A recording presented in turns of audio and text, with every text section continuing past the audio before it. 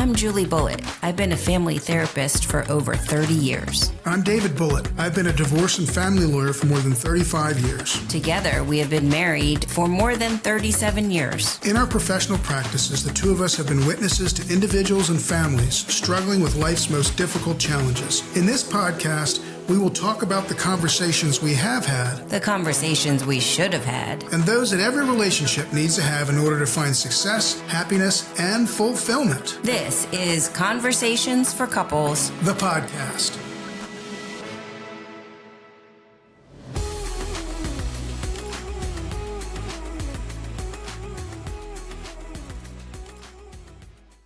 Welcome back to Conversations for Couples. The podcast. Just you and me tonight. It's very nice. It's actually a date night for us, yes, folks. And we decided we're having, it's actually Couples Cocktail Podcast. Couples Cocktail Podcast. We decided to add a little cocktail to tonight's episode.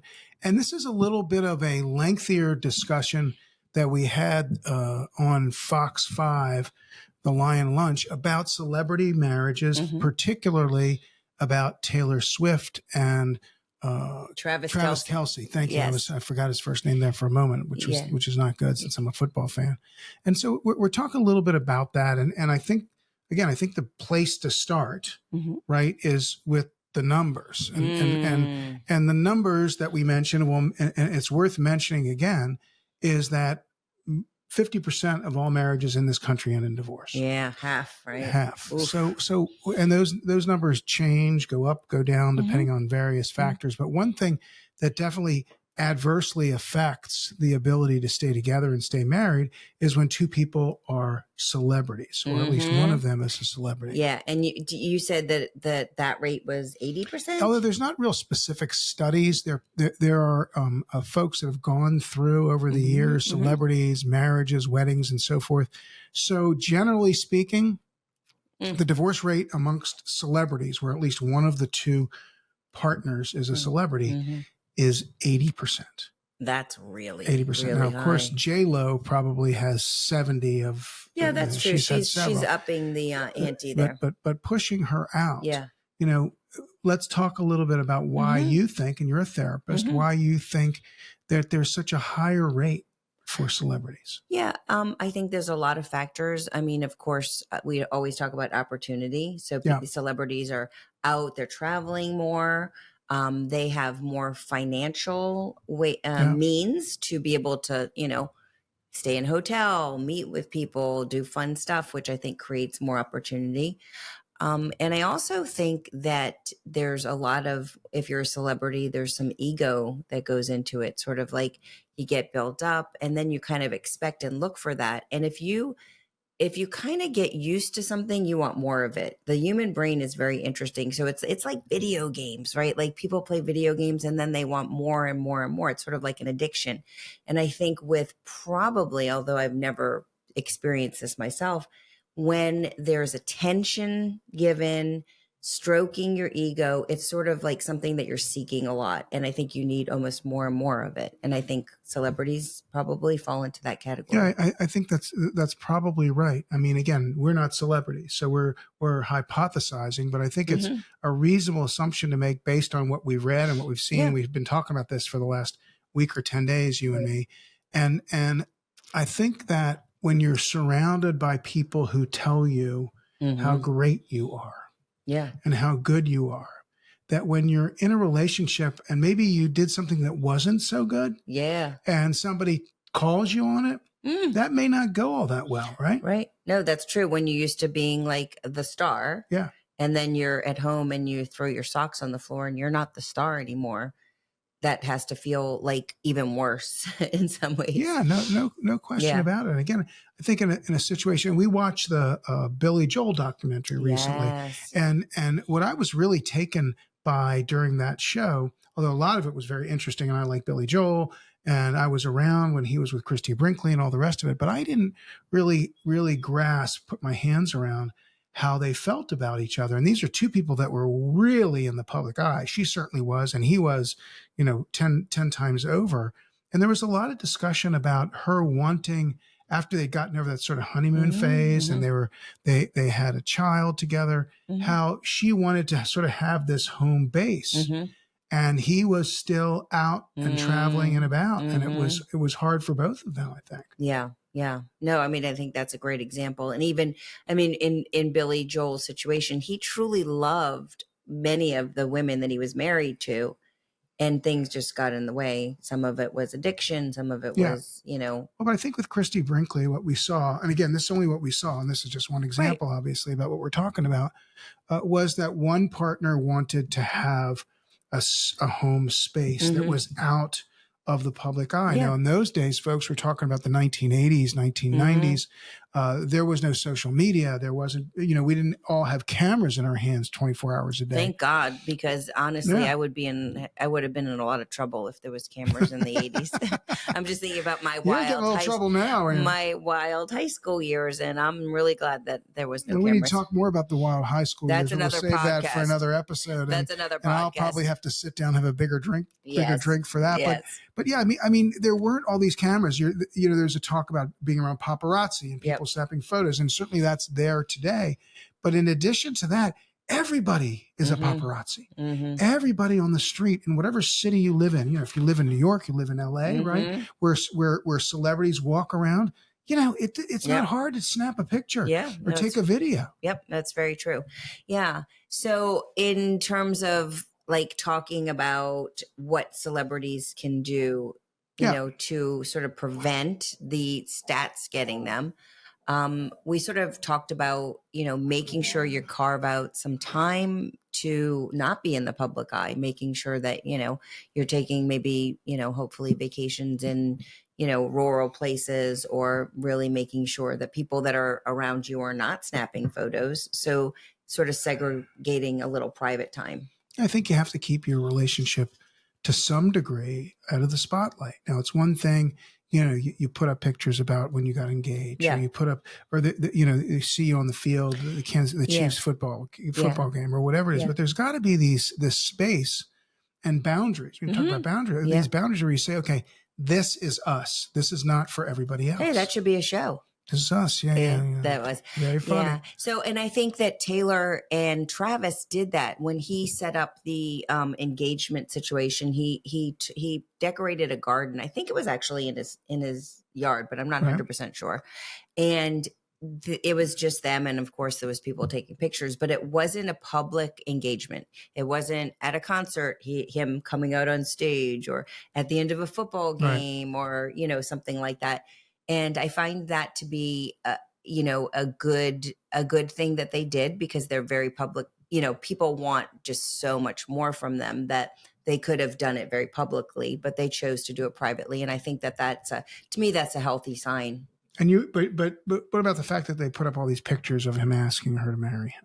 You don't think that that's a problem? I think it's okay, because it wasn't like everybody was there. They probably had one or two people just taking some photos. Yeah, somebody was there, obviously. Somebody was there, but I mean, I think they are celebrities. People are interested in that, and so I think they probably had one or two people there taking some photos. But it sounds like it was a private moment. Yeah, I mean, let me say this to you, okay? Everybody takes pictures of this now. Oh, yeah. So they're no different. So someone said to us in a message, I think recently, because they saw us on TV, well, they put all these pictures up and they're getting engaged. Well, guess what? Everybody does. Yes. Or a lot. We have a video of our daughter getting engaged. People post that stuff. And we went our daughter got engaged recently on the beach, and we sort of, were from afar taking a video. Yeah. And we have a video, and then we went, over afterwards and took pictures. And I think everybody sort of has these pictures. Yeah, I think so it's not really fair. In some ways, it's almost the flip side, right? It's not really fair to say to them, "Oh, you shouldn't do it," which is what some folks said to us. Yeah, they shouldn't have done that because that was private. But it's okay for those same people to take pictures at graduation and birthdays and when their kids get engaged or get married, and that's I don't think that's fair either. Yeah. I think every event is now on steroids. I mean, the baby reveals, the promposals, everything has gotten so big. So we got engaged on 4th of July with a hot dog A ring and a hot dog. A ring and a hot dog. It was a good hot dog too, by the way. I was at David's parents' house, and I said, "What do you want, a hamburger or hot dog?" Luckily, I picked a hot dog. Well, I knew you wanted a hot dog because you like hot dogs. I love hot dogs. And they brought out the ring, and it was in the hot dog. We don't have any pictures of that. I mean, your parents were there. We celebrated. I probably called my parents' landline to tell them I got engaged, and that was it. But it wasn't it. We went downstairs a little later and, sort of celebrated just between the shows. You don't remember? I remember that part. She does. I just remember really liking my ring. So you did a good job on the ring. Yeah. But everything is bigger now. Everything is pictures and videos and a big deal. Yeah, no, and I think that, in some ways, people look at celebrities and they say, oh gosh, they're always in front of us. We got to see this. We got to see that. Mm-hmm. Other people thrive on that and want to know, like you talked about. But I don't, for the people who say, it's too much, I say to them, that's kind of, our society today. It's not just celebrities. Everyone can be a photographer. Everyone can be a videographer. And I think that when we were on Fox, and I keep bringing that up, but Marissa mentioned, the host of the show, said, everybody's a celebrity. Yes. And everyone is a celebrity. We were at a baseball game last week, and I was sitting across the aisle from this guy, and he was with his friends, and he kept taking pictures of himself. We're in the middle of the Orioles-Dodgers game, for those of you who wonder. Shohei Ohtani was getting ready to hit, and this guy's taking videos and pictures of himself. And I thought it was, a little obnoxious, but then I thought about it that's what we do. Yeah. No, people take selfies. Yeah. So anyway, what else can celebrity couples do to help preserve that statistic, to help preserve their relationship? You mean not be part of that statistic? Not be part of, yes. Yes. Well, I think one of the things they should do is take a lesson from other successful relationships. I'd like to put us in that bucket. Yes. Which is to synchronize their schedules to a certain degree. In other words, you're both working. Now, I don't suggest that our schedule is similar to Taylor Swift and Travis Kelce. I am not singing at concerts. You don't want to be singing, and folks, you don't want to hear her.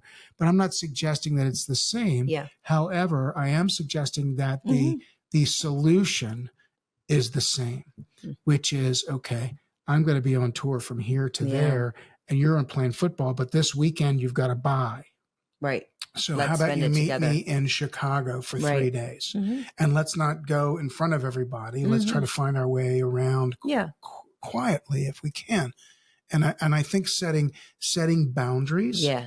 And we've talked about this, and carving out time together. I think is important. Yeah. And the other thing that I think would be helpful, and this, I think we have this in our relationship, is being very open about, like, if somebody, came on to you or came on to me, I would tell you about it. Well, it happens to you all the time. I think communicating about it, talking about it, and then if you wanted to look at my phone, you have my password. I have your password. Yeah. At any point in time, I can go and look at your messages. Yes. I can look at your pictures. And I think that with celebrity relationships, that might even be more of an important piece, is having very open communication and being very open about if something happens. That's a great point, because not only looking at their own phones, but looking at what they see. Yes. So here's a picture. Let's drop ourselves in instead of somebody else. Here's a picture of me, in a group of women. Yeah. They're all got their arms around me. Yeah. That could upset you if we haven't seen each other for a week or two, or under any circumstance. So rather than not saying anything, your answer to that is say something. Yeah. And you do that. You do that in a joking way. Like, we recently had, we were looking for a new front door, and this guy came over that was kind of cute. And David was like, are you going with the door guy? And, anyway, and, he was like making a joke about it, but it was like a joke, but you wanted to talk about it. Obviously you were like, well, you had the fluttering eyes. He's cute. You had a lot of smiling. He's cute. Hey, you bought the door. I did buy the door, but it had nothing to do with what he looked like. I bought the door because I thought it was the right thing to do. Yeah. But I mean, you did. You had that sort of flirty thing going. Yeah. And you do that a lot, but that's who you are. Yeah. this was a circumstance where this person was in our house and she was batting those beautiful eyelashes and she looked good. And I'm sitting over there, I got a baseball hat pulled down to the side. I'm sweaty. You were feeling insecure? My beard was uncut. I just sleeping so good. I hadn't been sleeping. I smelled like, not very good. And, and I don't know shit about doors, by the way. And this guy was talking all about steel doors and steel doors and wood door, hardware and hinges. And, a lot of hinging. Yes, a lot of doorknobs. A lot of doorknobs. But frames. But you were good about, where you were honest about it. You said, yeah, he's a good looking guy, but, you're better looking. You're cuter. I look. And one of the things, he was too young for me anyway. I'm staying in my lane. Yeah, you don't need to worry about that. I'm staying in my lane. Okay, but it's like when after we came back from, and here I go again. I don't mean to keep bringing this up, that I'm so happy that we hosted an episode on Lion Lunch, which we're going to do again relatively soon. But you were very kind. When you said, "Oh, you looked really," we watched the playback, and you go, "Oh my gosh, you look really good." Yeah, and sometimes it's nice to see your partner from afar. Yeah, like I was sitting right next to you, the whole time we were on. But when I got to watch it, I was like, "Oh my God, you're so cute." Yeah, and and we also just came off of a funny compliment, which I'd love to mention, which is I was in the hair salon and somebody came over to me and said, "Your husband's hot." And I'm a lesbian, so that's saying a lot. And I thought that was really cute too. So you've had a good week. I've definitely had a good week. But I do think the moral of that particular story is the whole familiarity. The lesbian hot thing? No, I like that. But I mean, it's the familiarity breeds contempt. Yes. So you're Julie and I've been married for 39 years now.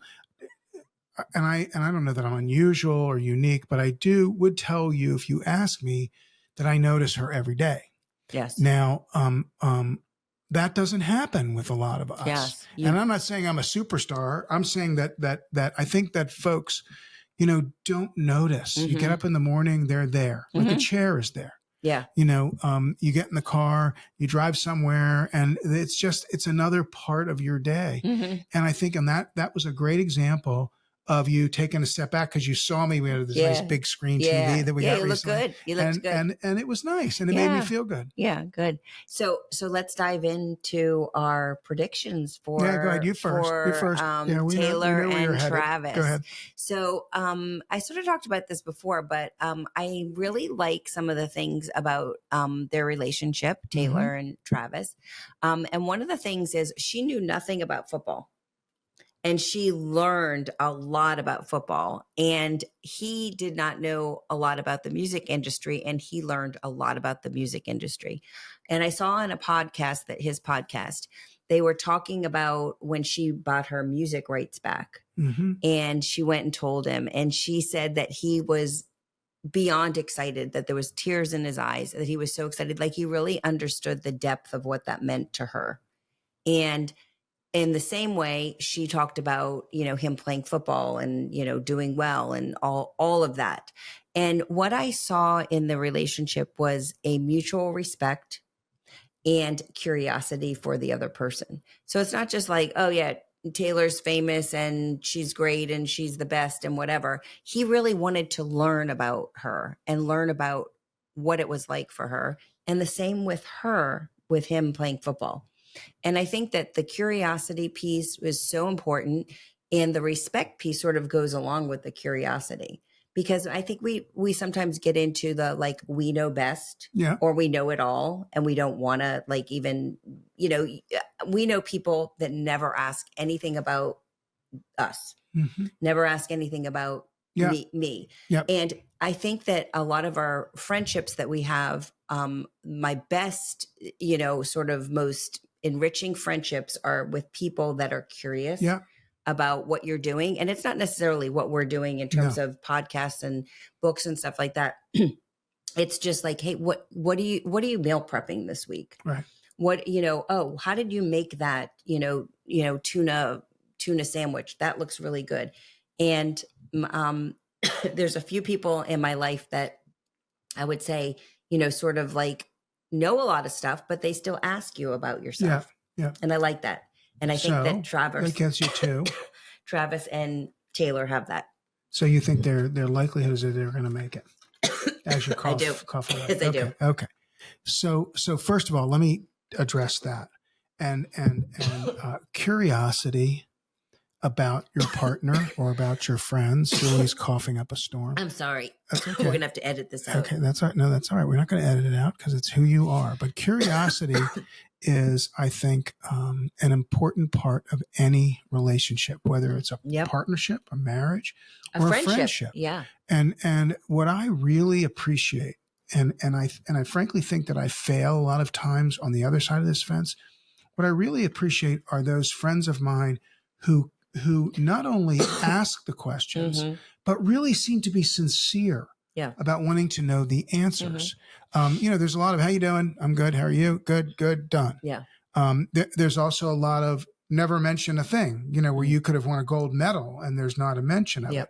And then you have these folks who are very want to know how things are going, want to know how you're feeling, want to know how did this go? How did that go? Yeah. And I really have tried, I want to say over the last several years, to do better at that, because I don't think I've been very good at that as a younger person. Yeah. Now, in terms of these two, statistically, if you bet the odds, are not going to make it. Yeah. If you talk about what you have seen, which I'm sure is 100% correct, it's also early.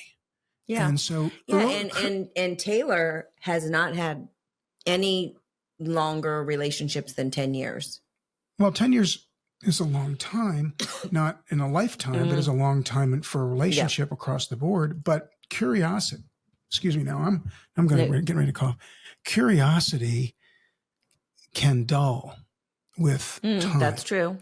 And I do think that a really important part of any relationship is to be curious and be interested in what the other person is doing, has said, why, what, and wherefore. Yeah. And if you respect your partner, then I think that's also important, because if you're curious about what they tell you, then you're soaking it in, so to speak. So if I said to you, like, hey, what do you think about, like building a swimming pool? Right.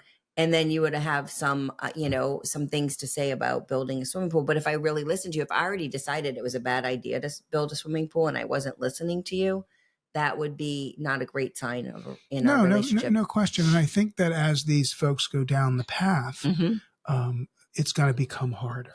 Yeah. It's early in their relationship. It is early. It's early. I mean, we've been married 39 years. It took us a while to sort of get into this yin and yang of things. And again, I'm not saying that we have the perfect relationship, but I think that we have a better recognition now of those sorts of things. Now, in terms of these two people, again, and I raised this the other day, you can put on one hand the couples that celebrity couples that that have made it, right? You've got Tom Hanks and Rita Wilson. You've got Kevin Bacon and Kara Sedgwick, if I pronounce her name right. Paul Newman and his wife. Right. But, but there's not a ton. Agreed. And the other thing, sort of like moving even past that, what connects people? Well, these people are about the same age, which is, I think, very helpful. They probably want to start a family, which I think is going to be helpful. So shared sort of goals and dreams and values are really important in relationships. And I think potentially, and I'm not saying, 100%, but potentially they look on paper like they probably share a lot of values. Hard work, family seems to be very important for both of them, and building a family and a future together. So I think those things are good. Those things are good. And here's some advice, Travis and Taylor, although we doubt that you will hear this, but we're going to give it to you anyway. And that is keep your relationship a box around a lot of things. There's going to be a lot of things that are out there that people can see, but there should be a lot that people can't see. Keep that box around it. Keep those boundaries, and don't be jealous about what the other one has done. Be curious instead of jealous, or instead of feeling like one has accomplished this and I lost the Super Bowl, or I didn't, that, my numbers went down, or whatever the case may be. But we wish you the best. We do. Cheers to Travis and Taylor. Cheers. Folks, hope you enjoyed this episode where it's just Julie and myself, which I kind of enjoy. We're going to do some more of these just ourselves. We've had a lot of guests. We're going to continue to have them, but we're also going to do more just the two of us. Hope you enjoyed it. Please join us next time on Conversations for Couples, the podcast, and please subscribe if you're not a subscriber. Yeah, do that, please. See you next time. Julie Bulitt is a professionally licensed clinical social worker and family therapist. David Bulitt is a divorce and family lawyer. Julie is not your therapist, and David is not your lawyer. This podcast is meant for educational and entertainment purposes only.